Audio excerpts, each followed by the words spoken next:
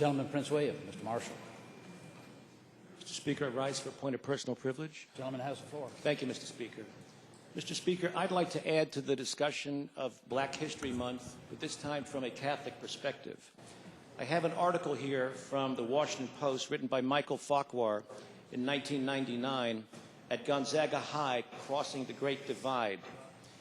There was a young man in the 8th grade in 1949 named John Gabriel Smith. He thought he had the calling to become a priest. He attended a black church in southern Maryland called St. Peter Claver. The pastor there was Reverend Horace McKenna, a Jesuit priest who had served the segregated community for almost 20 years. Father McKenna saw something in Smith that he wanted to develop. He told me, "I think you should go to Gonzaga High School, but you have to learn Latin." What he didn't tell John Gabriel Smith was that he would be the first black student at Gonzaga. When he went to Gonzaga, he said, "I had no problems with any of the students. It was a historic achievement." This was 1949, 5 years before Brown versus Board. The segregation was starting to end in the nation's capital under Archbishop Patrick A. O'Boyle. I attended one of these schools just off Washington Circle, St. Stephen's.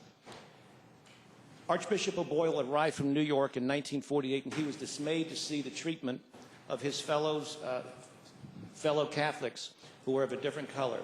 They had the same mark of Christ on them as other children, and he did not want them to suffer for that. When he proceeded ahead, he asked the local papers not to report his efforts to desegregate the churches and schools because he thought this would be counterproductive to the goal. The newspapers complied. He did not want resistance to develop. Behind the scenes, Archbishop O'Boyle was busy. He met with church councils, teachers, and administrators, and either personally or in meetings, he would remind people that all are endowed by their Creator with the equal salvation through the redemption of Jesus Christ. Teresa Posey, a retired African-American school teacher, noted that she had many discussions with Archbishop O'Boyle. He asked her questions. He didn't tell her what he was doing or how he was going to do it, but she knew, and he proceeded ahead. He began the process in the District of Columbia and later would extend this to Southern Maryland. He also was consulted sometimes by Chief Justice Earl Warren. When Smith moved to Washington from Southern Maryland, he lived 3 blocks away with his sister and received a classic Jesuit education. Everything went off just like another student coming to school, he recalls. While his skin color didn't make a difference inside Gonzaga, it did outside. One night when he and his friends pulled up at a drive-in restaurant in Northern Virginia, a waiter spotted Smith in the car and refused to serve him. Pat Felter told them just where they could, I won't exactly say it, reposition their food, Mr. Speaker. Smith said he learned a lot from his Catholic friends there. He tried out for the football team. He wasn't the best, but he was good enough to make the team.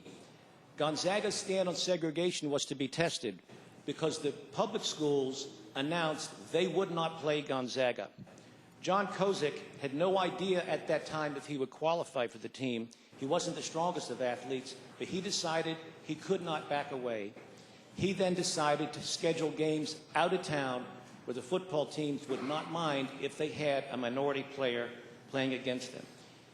Carmody said, it became a choice of whether to cut him or stand up to segregation. We were being forced to take a moral stand, and it made the whole school rally around Gabe. Father McKenna, when the effort came in Southern Maryland, when there was resistance from some of the parents, thought he witnessed a crucifixion. The resistance was so strong. At times, the state police had to be there at the school, but eventually, after a week, they gave away. Archbishop O'Boyle's mindset never wavered in his determination, and this, according to the Washington Post article, perhaps redirected the entire history of desegregation in the United States. Thank you, Mr. Speaker.